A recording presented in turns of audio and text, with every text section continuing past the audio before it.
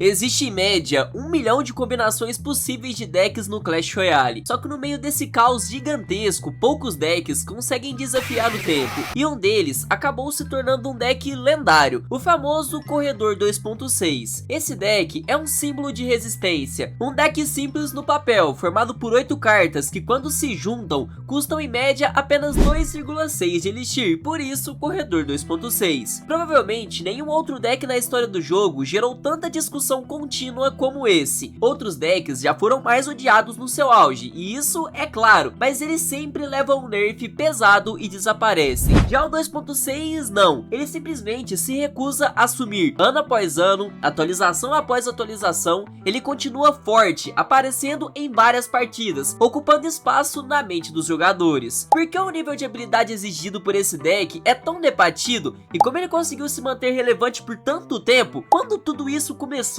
quem criou esse deck, é sobre isso que a gente vai falar no vídeo de hoje. Então já deixa o like, inscreva-se no canal e vamos para o conteúdo. Quando o Clash Royale foi lançado, apenas 5 das 8 cartas existiam. Mesmo assim, antes mesmo de ser possível montar um deck completo, algumas sinergias já estavam presentes ali, visíveis para quem prestava atenção. Um dos primeiros decks populares se chamava Trifecta. Ele girava em torno do Corredor, da Mosqueteira e da Valkyria. Naquela época, o Golem de Gelo ainda nem existia no Clash Royale, então a Valkyria meio que ocupava o papel defensivo. Normalmente, o combo vinha acompanhado de veneno ou bola de fogo, além do coletor de Elixir. E quando você olha para esse deck hoje, você percebe algo curioso. Ele é a base do Corredor 2.6. E esse aqui é um ponto chave para essa história. O arquétipo do Corredor 2.6 sempre esteve presente no jogo. O que mudou foi a forma de jogar. Aquilo era ciclo de corredor em seu estado mais primitivo, por assim dizer. Era tipo o Corredor 2.6 Neandertal. Enquanto a maioria dos arquétipos se baseava em juntar Elixir e montar um punch gigantesco, o Corredor trazia uma filosofia diferente. Pressão constante, decisão rápida e controle do ritmo da partida. Ele quebrava completamente a lógica padrão do jogo. Naquele começo não existia logbait, não tinha cemitério, não tinha porcos reais, muito menos ariete de batalha. Esse estilo de jogo simplesmente não tinha concorrência direta, era algo exclusivo do Corredor.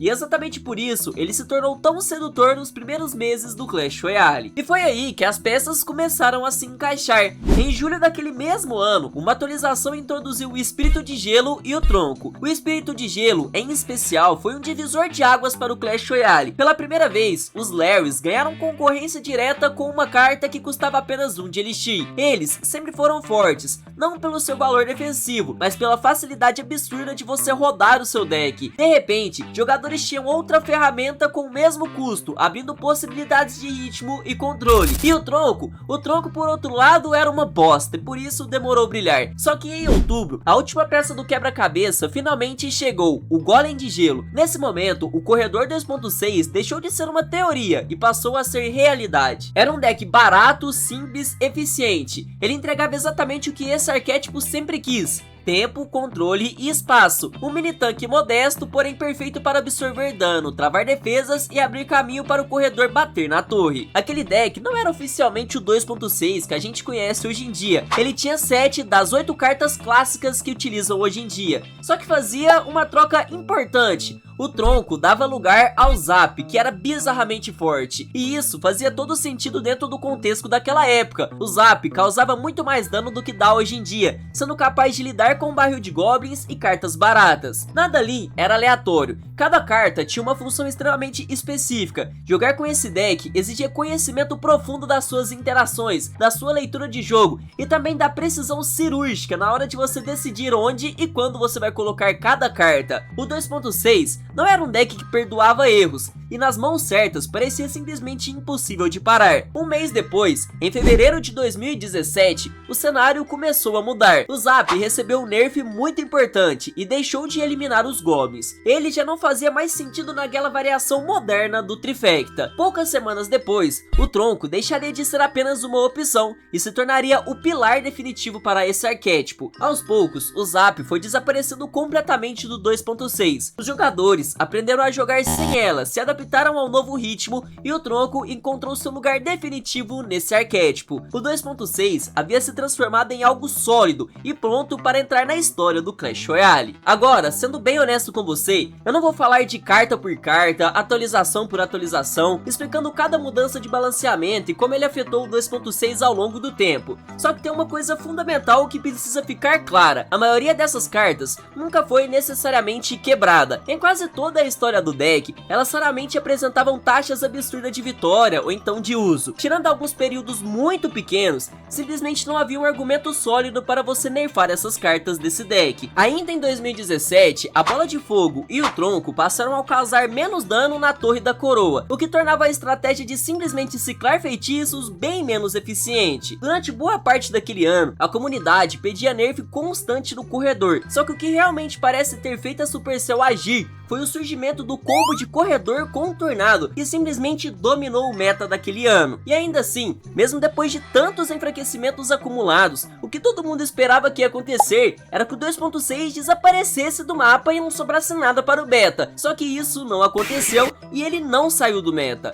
Em 2018, 2019, 2020, 2022, ele sempre permaneceu, cara. Você já sabe o resto dessa história. Ficou claro que esse deck não ia sumir do jogo, e o motivo disso não é muito assustador, é bem simples. Embora desconfortável para muita gente, o corredor 2.6 é praticamente a prova de nerfs. Esse é o verdadeiro dilema desse deck. Ele não vence porque suas cartas são muito fortes. Ele vence porque a sua estrutura é sólida, eficiente e incrivelmente difícil de desmontar sem causar danos colaterais ao jogo inteiro. E talvez seja exatamente por isso que, mesmo depois de vários e vários anos, ele ainda provoque tanta discussão, tanta frustração e tanto respeito. Ainda assim, existe uma verdade que muita gente não admite: o 2.6 nunca foi um deck dominante dentro desse jogo. Ele nunca ficou meses e meses esmagando a top ladder ou então atropelando o desafio com taxa de vitória absurda. Ele sempre foi um deck que ia e voltava, ia e voltava. Popular? Bastante. Opressor? Nunca. Durante seus primeiros anos, ele foi um deck de nicho, difícil de jogar, exigente, mas extremamente recompensador. Quem escolhia esse caminho sabia onde estava se metendo.